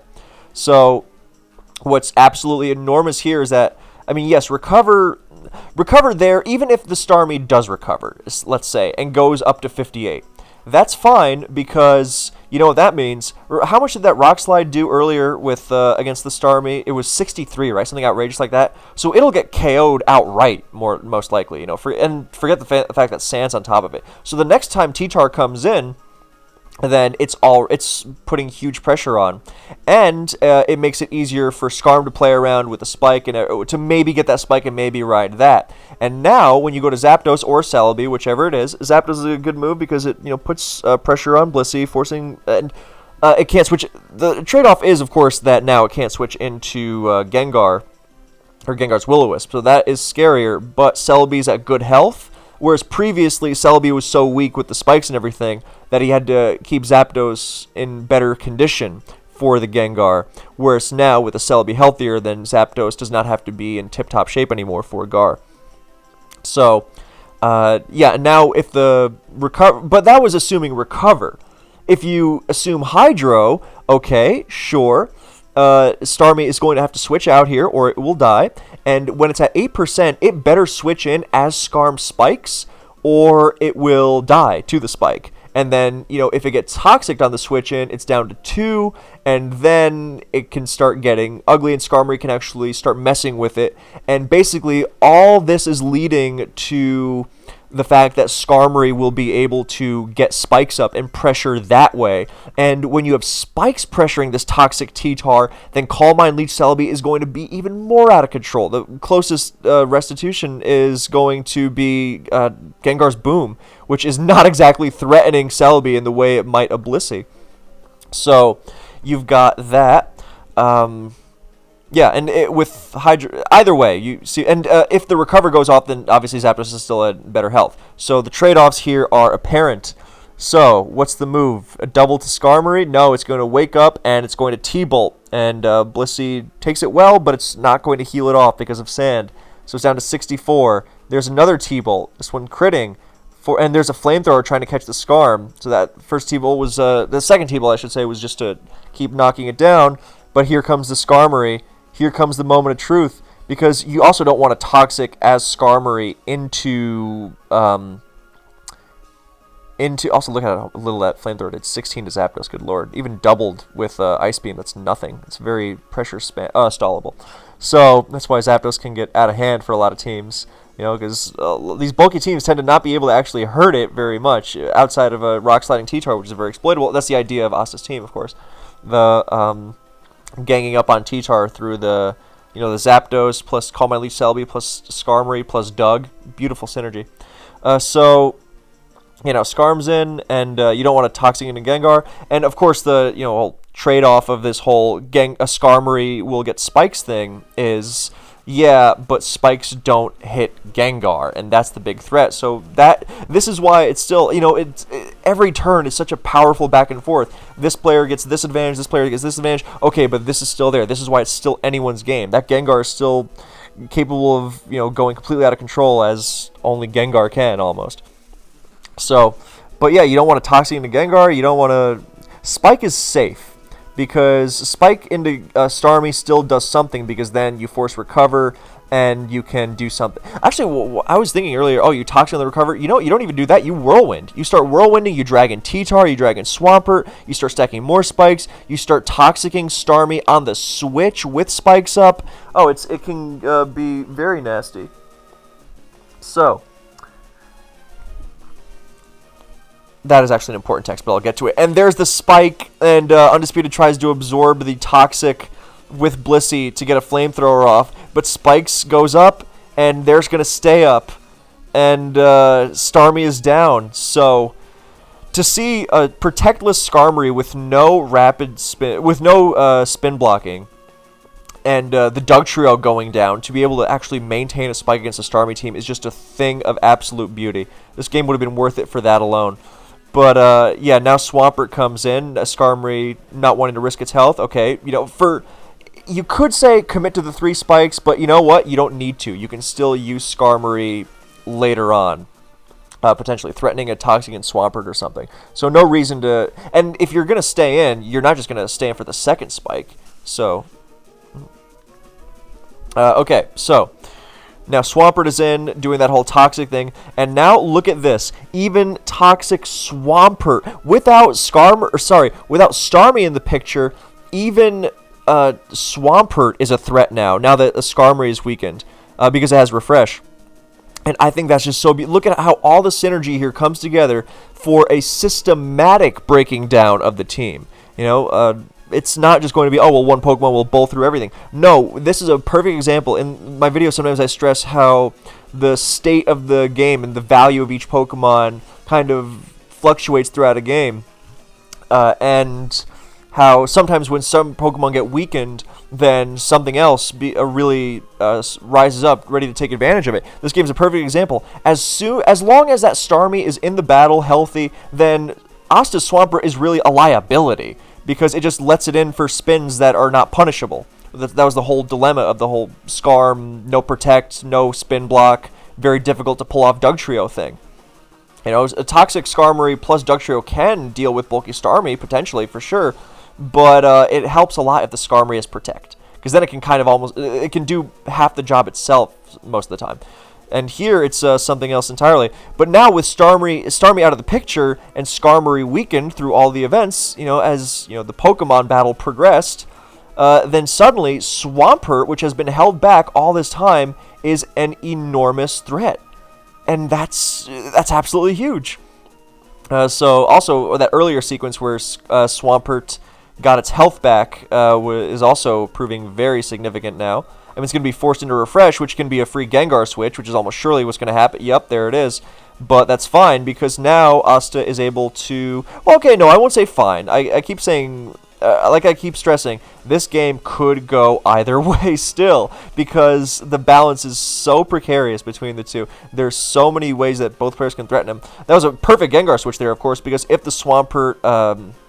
I mean, we just have to assume Giga Drain here, because otherwise the Gengar's not threatening enough. And UD, like I mentioned earlier, I think, Will-O-Wisp, Fire Punch, Giga Drain, Explosion, that was his variant. That was the variant that he brought earlier this same tournament. You know, he used it against London Beats, which is also a battle I have on the channel. Yes, it is. It's another one of the greatest battles, UD versus London Beats. And he used that exact same Gengar set. And that game was also a feat of tremendous precision in order to leverage the most from it. But, yeah, if it is that set, then it is... Well, it's unable to kill Zapdos without exploding, but also at this point, we don't know what the set is. And Zapdos still doesn't want to switch in with Will-O-Wisp. It can get very, very ugly. So, it goes back and forth still. So, now a double into Blissey, not wanting to reveal yet on the Protect. So, instead, he's taking the route of trying to stall out the Toxics from the Swampert, which, you know, totally fair. But now he's forced to, or not even forced to soft-boiled, but, you know, even if he Toxic there, then Blissey's going to be at such low health, so, you know, even, he would have been in the same exact position he was before, but with a weaker Blissey, you know, if he switched back to Gengar on the Refresh. So, and if he Toxic there, and then switched on the, or if he Toxic there, and then soft-boiled it, and then soft-boiled on the Refresh, and then switched, then, you know, it's even worse. There's not really good options here. That's the whole point of this threat. I mean, yeah, soft boiled first better, but it's still running out of options, frighteningly quickly. So now, okay, Toxic on Surf, and now he's going to switch on the next soft boiled, but that just means Swampert is going to be. Oh no, he's going to soft boiled here. Refresh 91. He's going to go back up to 97. You would have protected on the Gengar to get back up to absolutely full. In a pinch, Swampert can take a Giga Drain, by the way. And there's a Starmie Sacrifice, so he doesn't have to switch anything else into a Surf. Here comes Gengar finally. So I think maybe he thought there was going to be a switch or something, but look, Blissey is not going to. This was before it was really known what Refresh Swampert could pull off. And this is a fine example of it at its best. And now we see the reveal of the Giga Drain. So Giga Drain's health replenishing factor means that Swampert can stay and go for a Surf, but it's not going to... Its impact will be ameliorated by the fact that Gengar is also healing. So, and it's not quite... bulky Gengar Giga Drain into bulky Swampert is not going to knock Swampert into Torrent range or anything. So it's not going to get a boost on that move. So... there is the Celebi trying to eat either a Will-O-Wisp or a Giga Drain, as opposed to the weaker Zapdos, and I think the Celebi has enough bulk to where it can take... With the bulkless... With a bulky Gengar, I think it's a lot more able to take 2 even from that range. Fear, I mean, to bring it back to Fear, he was also a big proponent of special defense invested Celebi, even on call mindsets. Because they have to do things like switch into Gengar with Spikes. That's one of the main things it does. So a very free Leech Seed there to get some health back and force a Soft Boil from Blissey. And now, doesn't even matter if T-Tar comes in on a Calm Mind or Psychic or not, because Spikes, permanent damage. And now Blissey... Oh, great move to Zapdos there. Not to catch the Skarmory so much as I think he was expecting Blissey to soft boiled because 57, and if it switches out without soft boiling, it'll be at less than half next time. Okay, very exploitable, and I mean that's exactly what happens. But also more so, if the soft boil goes off, then Zapdos gets a ton of health back through Leech Seed and is thus more capable of handling the anti-Gengar effort. But of course, there's also the fact that you could also look at it from the angle of Zapdos beats almost everything except T-Tar. T-Tar is not switching in there. Honestly, I hope T-Tar switches in there because it takes Spikes damage, and that just means it'll be faster for Celebi to win. And especially with Swampert back up to full health. I mean, are you kidding me? And that even if it's Focus Punches the Swampert on the switch, which we don't think it has because it didn't Focus Punch the Skarmory earlier. So even if it does whatever to Swampert on the switch, it's still taking toxic damage, and that also means another free switch for Swampert. And we have already seen what Swampert does when it gets in. Its Surf is an actual threat at this point. And so you look at that, but then you also look at the fact that nothing else besides T-Tar deals with Zapdos, one of the truisms of this game, and you just say, I want to get this Zapdos in on the field as much as I can. I need to. It puts the threat on, or it applies the threat, I should say, and yeah, it's as simple as that. So it's a good matchup against Skarmory here, and Asta doubles to Skarmory, his own Skarmory. On the Blissey switch. That's beautifully done. He could have just very well said, oh, I'll take the safe route, I'll T-Bolt, I'll force it. But by doubling to Skarmory here, he can get 2 layers of spikes. Or sorry, the remaining 2 layers of spikes. Yeah, Blissey cannot both soft-boiled and KO Skarmory in the time it takes to lay the next 2 layers of spikes. That's what I'm getting at. As opposed to, switch on the soft-boiled, get Skarmin, and get 2 layers of spikes as you die to 2 flamethrowers. No, now it's, you can flamethrower twice, but you won't heal with the Blissey, and then I'm switching T-Tar in with with full layers. Or you can soft-boiled, but then I'm getting my 2 layers of spikes, my remaining 2 layers of the spikes with Skarmory, and my Skarmory will still be alive.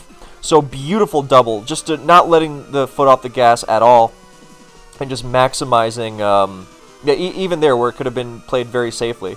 Because you say, oh, well, you're at the advantage now, no need to risk it. But now, oh, you know what? He even has the option of nice soft-boiled on the switch there. That was well recognized by Undisputed. No chance Asta is going to go for a taunt there. That'd be needless. That would be very bad risk-reward. But either you go for that 3rd layer and just really pile the hurt on the Pert and T-Tar, or you preserve it and go for it later. So, but either way, he could not have done that as well if he had not pulled out that double switch. So very nicely done. And then soft-willed there. But Swampert is coming in for free, so it's surfing, so it doesn't... He tried to catch a Gengar there, but I mean, even that little bit of surf is just more damage Blissey is going to have to heal off later with the 2 layers of spikes. There's the refresh.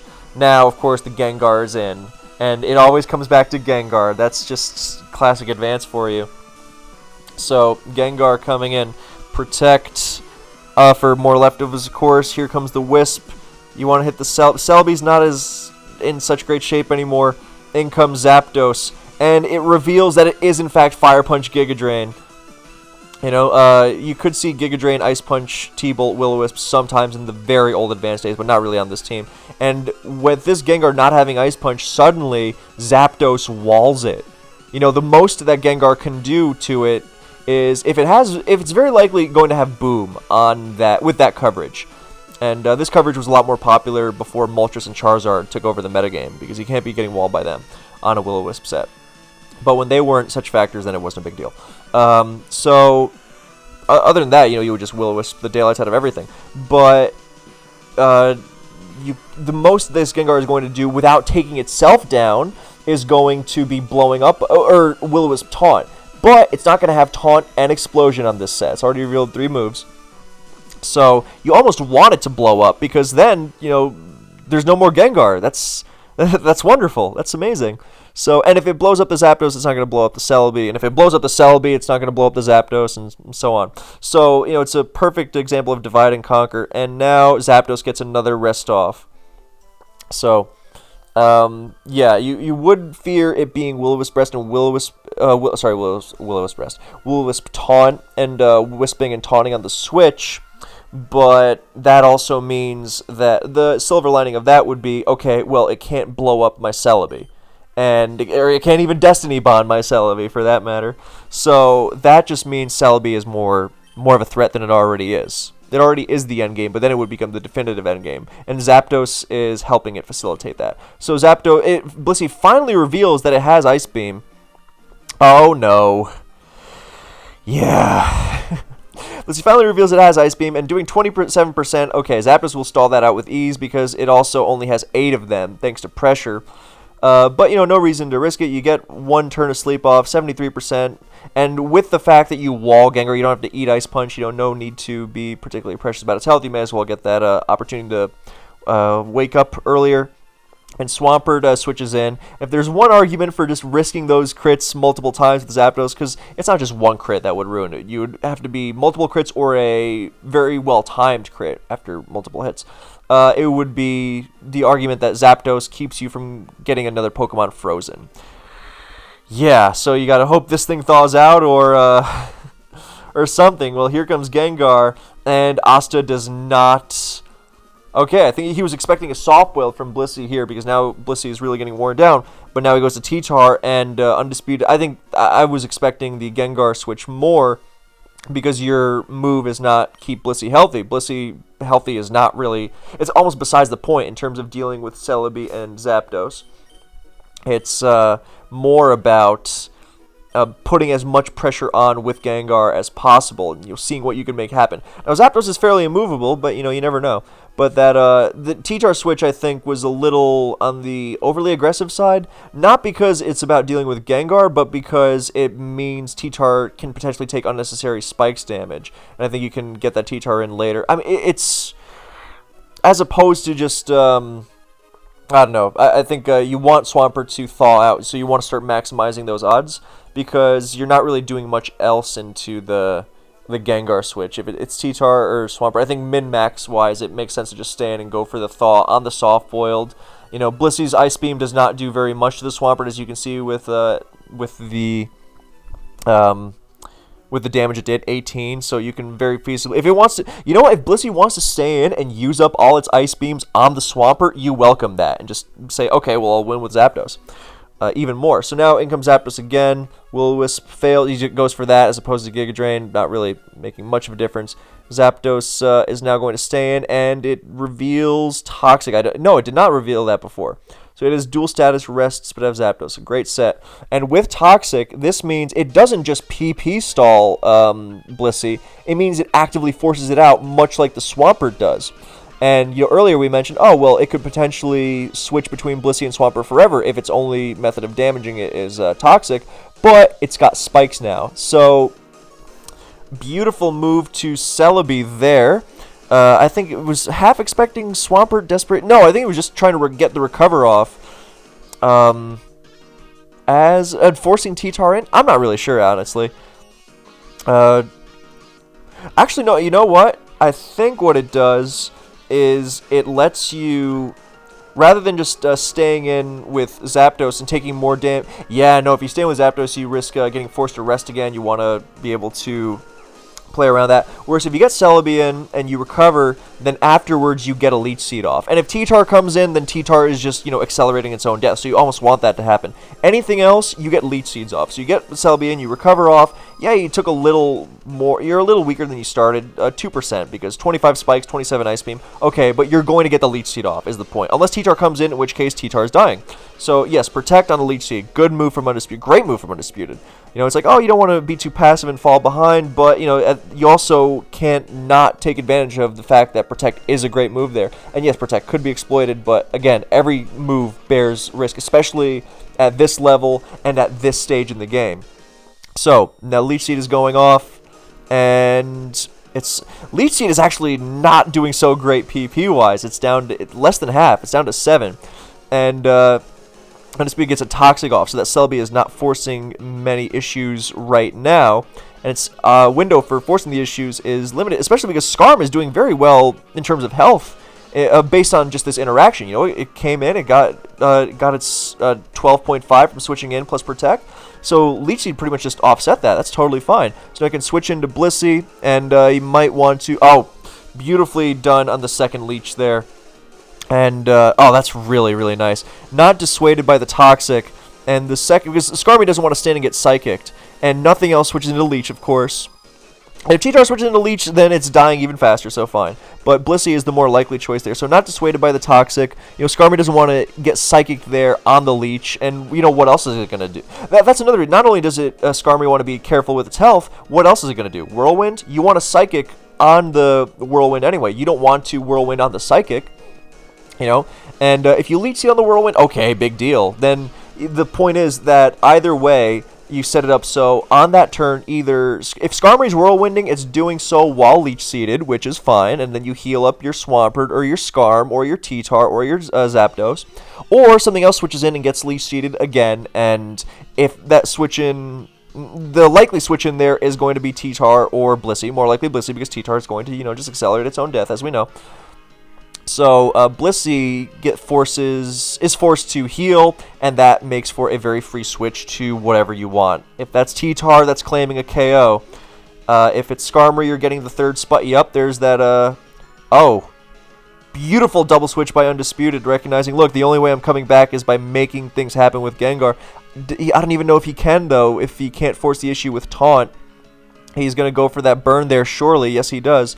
So, and that actually, you know what? That makes that Skarm switch by Asta even better, because, yes, he could have gone for the obvious route of T-Tar punishing the forced soft wield. Honestly, I'm not even so sure it was that forced. I mean, it was pretty forced. Let me not exaggerate. But if Undisputed does make that comeback move that he does... And this is a huge part of what makes great players so great. They recognize that they're not just going to ride out their advantage freely, safely, peacefully. They have to recognize how the opponent might mount a comeback and play with that possibility in mind, or the opponent will just come back. It's like, oh, I don't know what happened. It just came out of nowhere. So that Skarmory switch is a lot better because T-Tar, if it comes in without getting Leech Seeded, then it's dead to the next spikes. If I'm doing my math right. No, it's not quite dead to the next spikes, but it won't be able to take any more attacks at all. So it'll be basically dead. Without Leech. So with Skarmory, yes, you still have to switch out, but you gained 6.25, and game of percentages, everything counts. So Blissey coming in again. T-Bolt very safe there. Forced soft. Oh, sorry. I clicked on skip turns. It's because they changed the showdown. Whoa, they changed the showdown layout, so I'm clicking on wrong buttons. So let's look at that again. Look at that percent. He's not. I was thinking more. Oh, he's gonna take the rest. He's gonna force the whatever. But Blissey is actually in KO range of T-Bolt, and down it goes. So Blissey's gone. T-Tar's coming in. It's perched rather precariously here. Now the question is, do you preserve the Zapdos to deal with the Gengar? Do you sack the Skarmory? Or do you just sacrifice Zapdos and go all in on Celebi? That could still go wrong. Celebi's not a... I mean, it can take a crit Fire Punch probably, but still could be... You might want to... Yep, that's the right move. He preserves his Zapdos just to be absolutely safe. He sacrifices the... Oh! Oh, dear. Okay, well... The fact it's toxic makes it... I mean, the thing is, though, even though it's toxic, I mean, both sides of this coin... Yeah, honestly, I completely forgot that this thing Dragon Danced. I was thinking, oh, it's a lead slot. Oh, it's an old team. It'll probably be, physical roar if it's not focus punching. But DD, look, yes, it does. It is toxic. But it's also it's got leftovers, and it's not at such low health that it's only going to be like 2 turns before it goes down. This could potentially... God, that was really, really well set up by Undisputed for the comeback. He can still make his way through the Skarmory dies, T-Tar dies, Celebi dies, Zapdos dies. It's standard Rock Slide EQ HP bug. I mean, Swampert doesn't die, but it's to 1 EQ, but it's frozen, so it died to 2 hits, and then he can still get several more KOs after that. And I mean, it might just be a matter of letting it die to Toxic, and then finishing with Zapdos or Celebi. But actually, no, it's not that simple, because he might not have enough Pokemon, and then the Gengar could explode, and then you still have Skarmory and Swampert left over. So yeah, this is very much not over. And he goes to Skarmory on the EQ, rather than oh, that's. But see, look, next 25, and so that's a big one. He lets it die to the Rock Slide, so he gets that free turn, knowing he can't guarantee doing anything while frozen, but now, and he thaws out for good measure and gets the Protect off. But at that point, I think he just sacks T-Tar afterwards, and it would have been enough. But that switch to Skarmory was really huge. You could have said, "Oh, just stay in, go for the Protect, try to thaw out, whatever." But that Skarmory was like, no, rather than hoping, I'm going to make it more precise. So, beautifully done. He gets a double. Oh, he doesn't get the double Protect. And it gets finished off. But now, I mean, look, still not completely over, man. I mean, I don't know about that Zapdos switch. Well, no, sorry, it doesn't make a difference. Because even if T-Tar gets switched in, and then Gengar KOs it, and then Zapdos comes in, it still takes that burn damage when switching in because of advanced mechanics. So ignore that. So it's the same thing, and it's still out of Fire Punch range anyway. He needs a crit. So, beautiful move by going to Skarmory there and going for a Roar. Because if that Zapdos KOs the Skarmory, it's in Fire Punch range, and maybe the Fire Punch crit will do... Actually, no. 25? Yeah, bring it down to 63? Yeah, Fire Punch crit would... I mean, we don't know the Celebi EVs, but it would probably... actually, the Ice Beam doing 27 from Blissey, that makes me think, yes, there is special defense investment there. So I think it'd be a roll, but I mean, that's what your options are at this point anyway, Fire Punch crit. So yeah, you provoke the Zapdos into choking and T-Bolt KOing you, and no, rest instead. And then Gengar might win with a crit, but no, the Zapdos is going to rest, and at this point, it is just Zapdos City. So, goes for Rock Slide, not letting Gengar in for free, no... I mean, it's not even going to make much of a difference. And Zapdos and Celebi, the paragon, the linchpins of this team, are what's winning here anyway. And no reason not to just go for... Actually, no, Leech Seed is fine there, so you don't just thud with Psychics. It's splitting hairs at this point, not really making much of a diff. I guess theoretically you want to preserve more psychics in case of Gengar doing something stupid, but yeah. Now Skarmory switching in on, but at this point it's over. It's the game. And there's a Calm Mind on the Protect just to really, really drive it home. Beautifully done. But I mean, Zapdos is winning anyway, so it's not really going to change anything. Gengar Fire Punch does nothing. 21 KO'd, and that is the ball game. So thank you so much to both players for putting on such a clinic. One of the best advanced players, two of the best advanced players ever, for so many reasons, and there's a reason why I spent so much time on this battle, because it is a thing of beauty, and I wanted to give as much depth to it as possible. So, yeah, all the props in the world. Thank you so much for watching. I hope you enjoyed, and I will see you in the next one.